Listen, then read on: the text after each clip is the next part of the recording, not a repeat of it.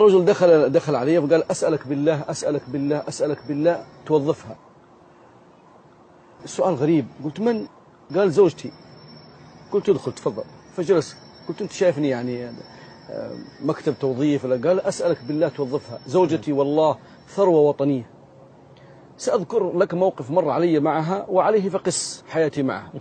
قلت شو الخبر؟ قال أنا في الحقيقة إذا تخاصمت معها أهرب من البيت، أي لحظة من لحظات الخصوم أهرب من البيت، قد يطول الهروب أو قد يقصر.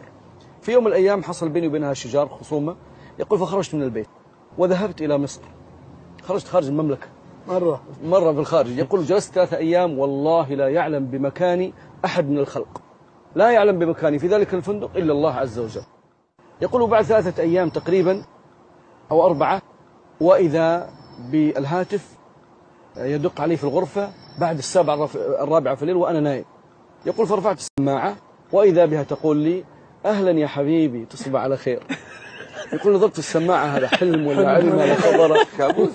الله أكبر. يقول هذا حلم ولا علم؟ يقول والله أنبهت يعني ذهب النوم. اتصلت بالاستقبال قلت له يا أخي الكريم في اتصال جاني. قال دي المدام بتسلم عليك.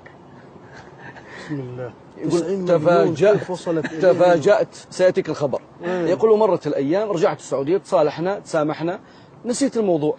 بعد شهر تقريبا وإذا بفاتورة للهاتف تأتيني بأكثر من 9000 ريال. الله. فذهبت تشتكي للهاتف، قالوا حسن من حقك أن تشتكي لكن نطبع برنت بالمكالمات. عرفت كيف وصلت إلي. يقول مرت على 3 دول. مرت أولا على سوريا، الفنادق المشهورة في سوريا تتصل بها فلان عندكم؟ قالوا لا. اتصلت على الفندق الذي يليه، انتهت من سوريا ذهبت إلى لبنان، انتهت من لبنان صادتني الساعة 3 في الليل في فندق في مصر. أسألك بالله هذه ما هي ثروة وطنية؟ قلت والله هذه تحتاج الانتربول الدولي. اللهم حوالينا ولا علينا.